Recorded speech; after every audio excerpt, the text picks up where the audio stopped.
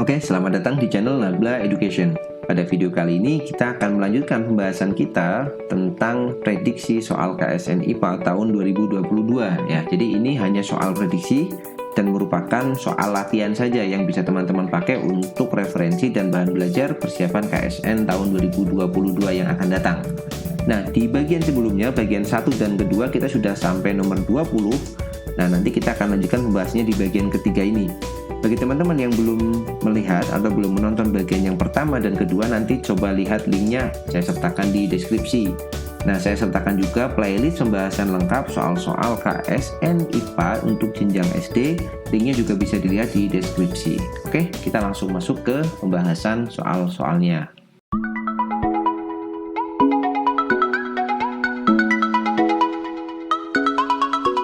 Ya, oke, kita mulai pembahasannya untuk video bagian ketiga ini dari soal nomor 21 ya. Jadi di video pertama dan kedua kita sudah bahas soal nomor 1 sampai nomor 20, dan di video ketiga ini kita akan lanjutkan ke soal nomor 21.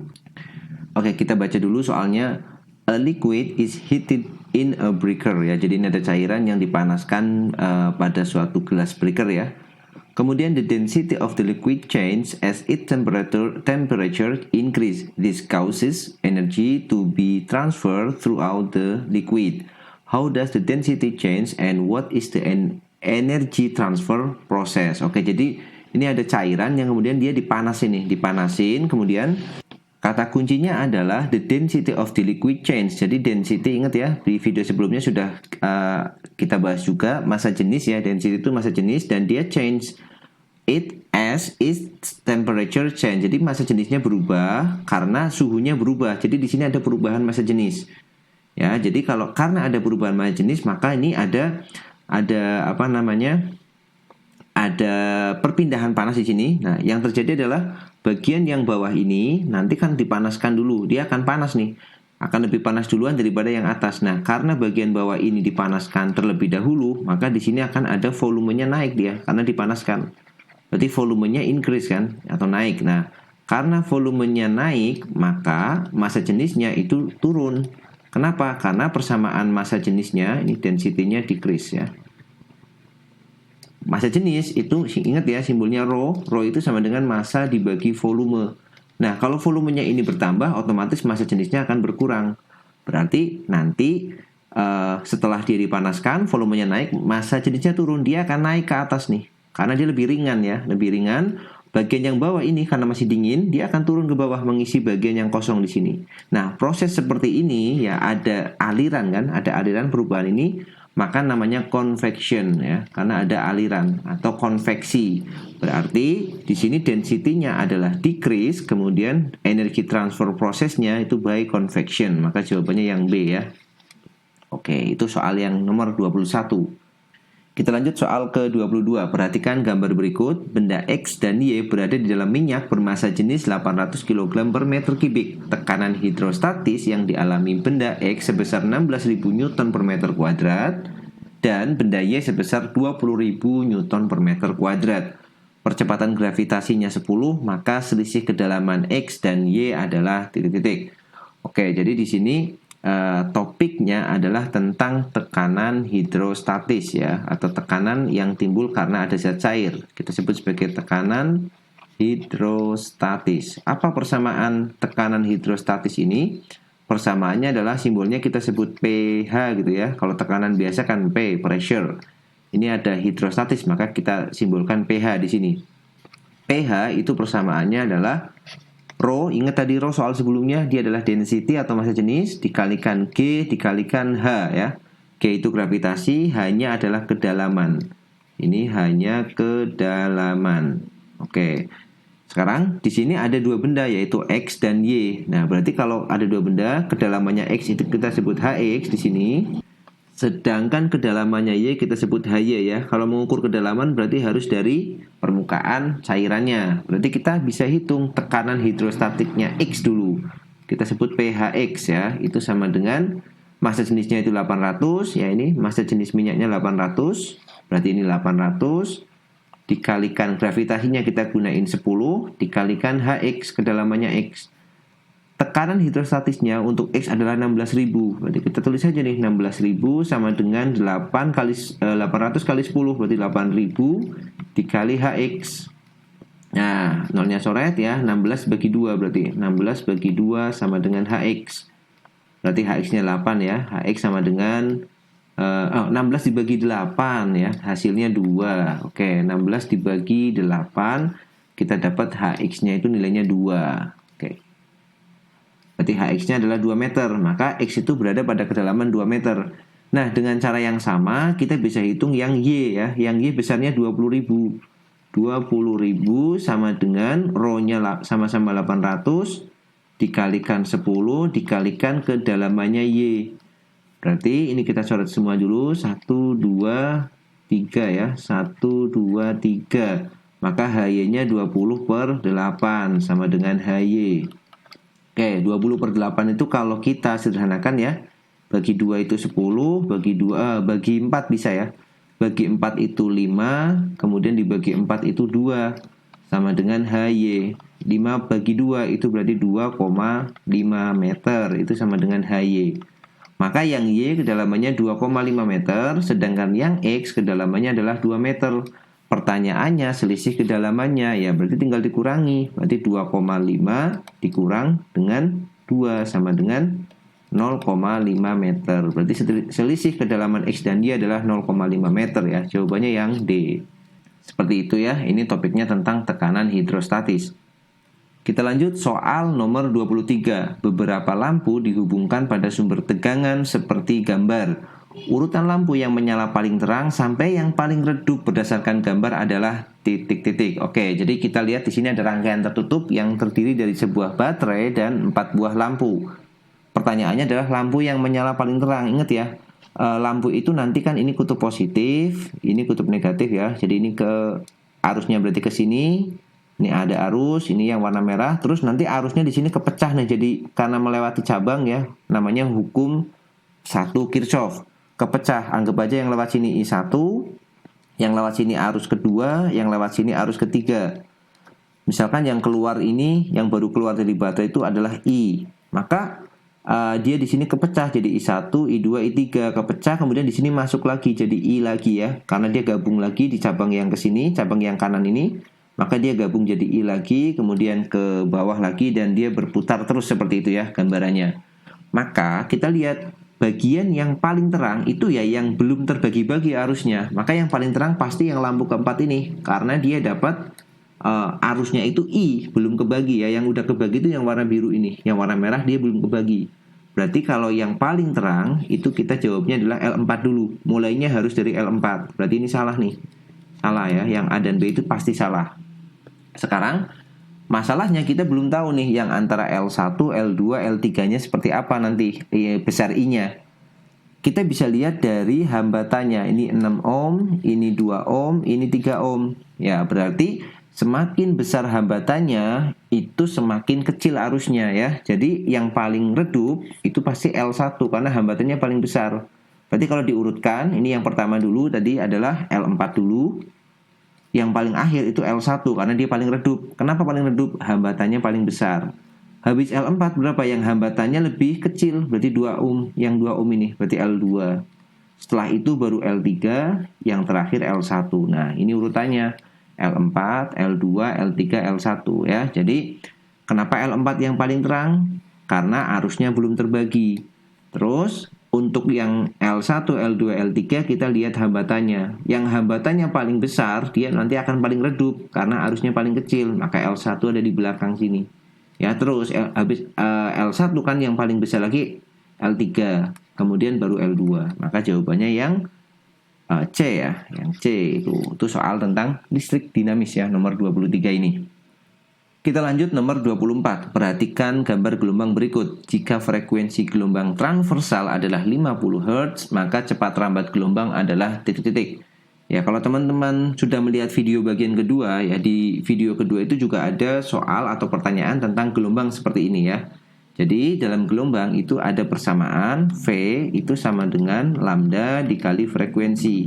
Nah, V itu sama dengan lambda kali F. Dengan V adalah cepat rambat, kemudian lambda panjang gelombang, dan F-nya adalah frekuensi. Nah, di sini kita sudah tahu nih frekuensinya udah ketemu atau sudah diberikan datanya dari soal, yaitu 50 Hz. Yang dicari cepat rambat gelombang yaitu V. Kita akan cari V cepat rambatnya. Tapi kita belum tahu lambdanya. Lambdanya berapa kan belum tahu. Nah, lambdanya bisa kita lihat dari gambar. Lambda itu kalau gelombang transversal itu panjang untuk satu bukit namanya dan satu lembah kayak gini. Ini namanya satu lambda. Nah, ini lambda nih. Satu lambda itu seperti itu. Nah, padahal di sini yang diketahui kayak gini ya. Kalau misalkan kita gambar ulang, oke. Berarti satu lambda itu cuma segini aja. Nah, sampai sini. Jadi yang warna merah itu yang akan kita cari. Nah, padahal yang diketahui nggak cuma yang warna merah ini. Ada yang warna hitam lagi yang sebelah kanan ini kan. Nah, caranya gimana? Caranya kita pecah aja kayak gini nih. Jadi kita kasih batas gini ya. Ini anggap aja sebagai 3 buah kotak ya. 3 buah kotak itu panjangnya 12 cm. Berarti masing-masing kotak nih, masing-masing buletan ini tinggal 12 dibagi 3 kan. Ini berarti 4. Ini juga 4, ini juga 4 kan. Karena dibagi 3 ya, sama besar. Berarti kalau seperti itu yang namanya lambda itu kan satu bukit di sini satu lembah atau boleh dibolak-balik. Berarti lambda itu cuma ini kan satu lembah, satu bukit. Berarti berapa panjangnya? Ya 4 ditambah 4 berarti 8 kan. Maka kita dapat lambdanya di sini 8 cm. Atau kalau diubah ke meter berarti 0,08 meter. Nah, kalau kayak gini sudah kita bisa dapat kecepatan gelombangnya. Berarti V sama dengan 0,08 kita kalikan dengan 50. Berarti sama dengan 4 ya. 4 meter per sekon. Satuannya sudah meter per sekon. Maka jawabannya yang B ya. Nah, ini persamaan ini muncul lagi di soal yang bagian ketiga ini. Jadi teman-teman perlu perhatikan dan kuasai untuk persamaan gelombang seperti ini. Oke, lanjut nomor 25. Fenomena alam berikut kita rasakan dalam kehidupan sehari-hari. Oke, kita langsung baca soalnya aja ya supaya langsung dipilih nanti. Fenomena alam yang disebabkan oleh rotasi bumi. Oke, jadi kita cari yang akibat rotasi bumi. Yang pertama, gerak semu matahari dari utara ke selatan. Ini jelas salah ya. Ini akibat revolusi nih. Akibat revolusi bumi. Berarti yang satu jelas salah, yang ada satunya salah. Kemudian kita cari yang pasti salah lagi. Yang pasti salah adalah ini, pergantian musim. Ini juga jelas salah ya. Pergantian musim itu karena adanya revolusi. Nah, jadi lebih cepat mencarinya kayak gitu. Yang satu salah, kemudian yang 5 salah. Yang ada 5-nya berarti salah juga. Ya udah, berarti jawabannya yang C ya. Jawabannya yang option C, yaitu perbedaan waktu siang dan malam dan gerak semu benda langit dari timur ke barat. Itu adalah salah satu atau salah 3 dari contoh efek yang disebabkan oleh adanya perputaran bumi terhadap porosnya atau rotasi bumi. Kita lanjutkan nomor 26. Perhatikan pernyataan berikut ini. Dapat dipantulkan, merambat melalui zat perantara, merupakan gelombang longitudinal, merupakan gelombang elektromagnetik. Pernyataan yang sesuai untuk gelombang bunyi. Oke, gelombang bunyi itu ya sifatnya dia bisa dipantulkan nggak? Bisa. Karena kalau misalkan teman-teman teriak di tebing gitu kan nanti akan mendengar suara pantulannya ya, atau kita kenal dengan gema. Itu artinya bunyi bisa dipantulkan. Kemudian merambat melalui zat perantara, betul ya. Jadi bunyi itu harus punya zat perantara atau medium yang bisa berupa padat ya, bisa melewati padat, bisa juga melewati cair, dan bisa juga melewati gas ya atau udara. Di sini untuk bunyi itu yang paling cepat itu lewat padat dan yang paling lambat itu lewat cair ya mediumnya. Oke, yang kedua juga betul. Yang ketiga merupakan gelombang longitudinal, ini betul ya. Kemudian yang keempat merupakan gelombang elektromagnetik, salah ya. Gelombang elektromagnetik itu gelombang yang tidak perlu medium, padahal bunyi perlu medium. Berarti yang ada 4-nya salah, 1, 2, 3-nya betul. Maka jawabannya yang C ya. Kita lanjut soal ke-27. Kita baca dulu soalnya. The circuit shown includes 2 meter X and Y connected correctly. Oke, jadi ini ada sirkuit yang di sana dipasang ada 2 buah meter atau alat ukurnya ya, yaitu X dan Y yang sudah dipasangkan itu secara benar nih. Connected correctly ini udah benar pasangnya kayak gini. Kemudian pertanyaannya adalah which row give the unit and the quantity measured by X and the unit of the quantity measured by Y. Oke, jadi maksudnya yang X itu apa, kemudian ngukurnya apa, yang Y itu apa, kemudian ngukurnya apa. Nah, sekarang kita lihat di sini. baik X maupun Y itu dua-duanya dirangkai paralel kan. Ini paralel. Kemudian yang Y juga dirangkainya paralel. Ingat kalau kita punya alat ukur ya, ada dua yang sering kita bahas ya. Ada namanya ammeter, itu simbolnya A kayak gini. Ada namanya voltmeter, atau voltmeter ini simbolnya V. Kalau ammeter itu buat ngukur current atau arus. Kalau voltmeter buat ngukur voltage atau tegangan. Nah, kalau dia itu ammeter yang kita pakai untuk mengukur arus, itu harus dipasang seri. Nah, dia harus dipasang seri. Berarti ini dua-duanya itu pasangnya paralel, maka nggak mungkin ampere kan? Nggak mungkin ammeter. Berarti yang ada ampernya jelas salah. Ini salah, ini salah, ini salah. Ya karena dua-duanya paralel, itu pasti voltmeter. Voltmeter itu harus dipasang paralel terhadap rangkaiannya. Nah, bedanya apa antara yang atas dan yang bawah? Yang atas ini voltmeter ya, dia ngukur tegangan baterai. Sedangkan yang bawah ini sama-sama voltmeter, tapi ngukurnya tegangan pada resistor di sini ya, atau pada hambatan. Maka jawabannya yang D ini. Sama-sama volt ya, voltmeter dan voltmeter, maka unitnya adalah volt karena dia ngukurnya tegangan. Jadi ini volt, yang X volt, yang Y juga volt. Oke, lanjut nomor 28. 4 benda yang masanya sama dikenai 3 gaya yang besar dan arahnya berbeda. Benda yang mempunyai percepatan terbesar adalah, jadi ini bendanya punya massa sama, kemudian diberi gaya kayak gini nih ya. Jadi ingat, ini sudah dibahas di video pertama ya, tentang resultan gaya ya. Di sini yang diminta benda yang punya percepatan terbesar. Nah, kalau dia mau percepatannya paling besar, itu artinya resultan gayanya itu harus terbesar. Nih, resultan gayanya itu harus terbesar. Ingat ya, kalau kita berbicara resultan gaya, itu kita menjumlahkan tetapi harus memperhitungkan arah. Berarti untuk yang A, ya kita lihat nih arahnya. Yang ke kanan dulu kita hitung, yang kanan 24.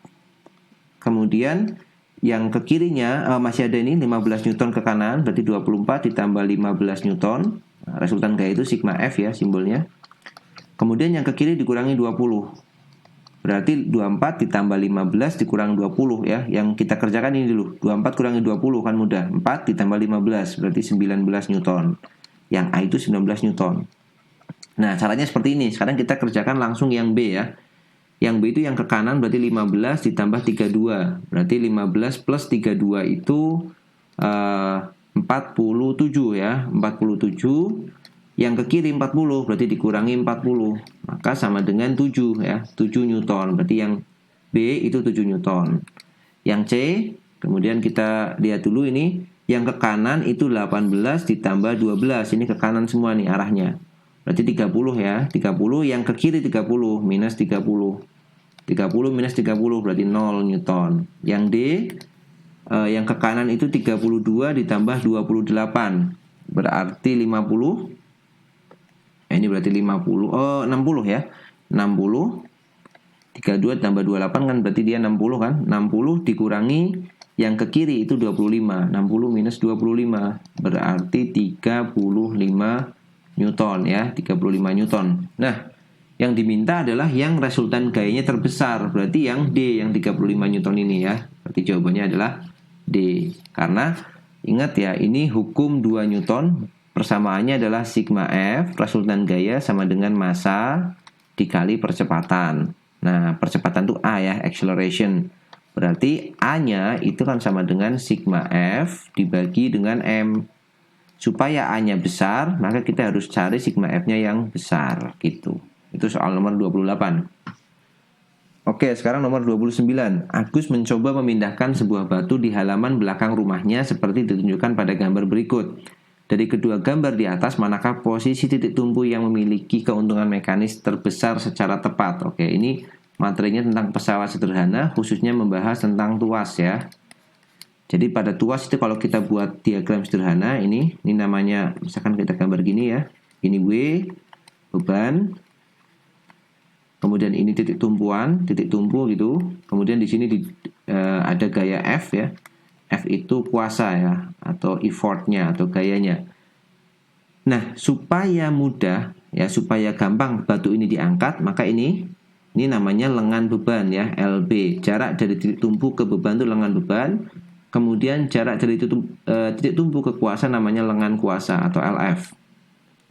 supaya mudah, atau kata lainnya adalah supaya keuntungan mekanisnya besar, mekanisnya terbesar, maka titik tumbuh itu harus dekat dengan beban. Berarti LB-nya supaya ini, maka LB-nya harus lebih kecil daripada LF, atau LB-nya itu kecil gitu, LF-nya yang gede. Berarti mana yang LB-nya kecil? Jaraknya beban ke tumbuhan, ini kan tumbuhan nih, ini tumbuhan. Kemudian ini beban, ini kuasa kan. Ini tumbuhan, ini beban, ini kuasa, atau F ya. Berarti kita cari yang LB-nya kecil. Ya berarti yang A ini kan dia deket nih. Ini LB. LB, ini LB-nya lebih panjang dia. Ini LB. Maka posisi A akan lebih menguntungkan. Kenapa? Karena keuntungan mekanisnya besar dari nilai LB-nya lebih kecil daripada LF. Berarti A ya jawabannya ya. Nah, persamaan untuk keuntungan mekanis sendiri untuk tuas itu nilainya adalah kalau mau dihitung itu LF dibagi dengan LB atau LB ya. Di situ pakainya B. Nah, ini nilai dari keuntungan mekanis pada tuas ya. Jadi lengan kuasanya dibagi lengan beban. Oke, kita lanjut nomor 30. Andri memiliki sebuah pengisi daya portable atau kita kenal sebagai power bank bertuliskan 10.000 miliampere hour seperti gambar ya. Jadi teman-teman kalau di rumah ada power bank bisa dilihat kapasitasnya berapa ya. Ada yang 10.000, ada yang 5.000, ada yang 20.000. Nah, semakin besar kapasitasnya biasanya semakin mahal harganya. Kenapa? Karena dia semakin awet ya. Kemudian jika Andri mengisi power bank dengan arus sebesar 2 ampere, berapa lama waktu yang diperlukan hingga dia terisi penuh? Jadi gini, ini kan 10.000 mAh. Berarti mAh itu adalah mili ampere hour. Ini mili ampere hour ya. Nah, kalau kita jadikan ampere berarti ini 10 ampere hour. Ya, jadi 10 ampere hour atau 10 ampere jam itu kalau dalam bahasa Indonesianya. Nah, harus 10 ampere jam. Dia diisinya 2 ampere. 2 ampere. Berarti supaya jadi 10 ampere jam, maka butuh berapa lama? Ya, berarti dia tinggal butuh 2 ampere kali berapa biar jadi 10 kan gitu logikanya. Ini 10, ini masuknya 2. Berarti 2 ampere supaya ke 10 kali berapa? Maka dia butuh 5 jam kan? Dia butuhnya 5 jam. Nah, maka jawabannya yang D. Nah, sekarang itu kan kita sudah tahu ya ada kabel atau pengisi daya yang namanya ada yang quick charge, ada yang fast charging, ada yang dart charging. Nah, semakin besar ampernya, maka dia semakin cepat ngisinya. Kenapa? Karena ya ini tadi dia ngisinya semakin cepat. Misal kita punya charger yang ini di luar soal ini ya, kita punya charger yang capacity-nya bisa yang sekarang itu mungkin 3,4 ampere ya. Jadi 4 ampere gitu aja. Kita bulatkan 4 ampere. Nah, supaya dia terisi penuh berarti 4 ampere, supaya jadi 10 ampere dia butuh berapa jam? Ya butuh cuma 2,5 jam. Ya, jadi butuhnya 2,5 jam. Maka kalau yang normal itu tadi yang 2 ampere itu 5 jam, maka yang kalau 4 ampere dia butuhnya 2,5 jam aja, cuma 2,5 jam, separohnya. Maka lebih cepat ya. Maka yang disebut itu sebagai fast charging atau quick charging, atau istilahnya paling baru lagi itu namanya dart charging dan sebagainya ya. Jadi seperti itu. Itu untuk pembahasan soal nomor 30. Ya, oke. Pada video ini kita selesai di soal nomor 30 dulu ya. Nanti kalau misalkan ada tambahan lagi, kita lanjutkan di bagian-bagian berikutnya. Jadi dari part 1, part 2, part 3 itu teman-teman bisa pahami, bisa pelajari ya. Kira-kira seperti ini tingkat kesulitan untuk KSN IPA SD khususnya bagian yang fisika ya. Sekian, semoga videonya bermanfaat. Kita jumpa lagi di video-video yang lain selanjutnya.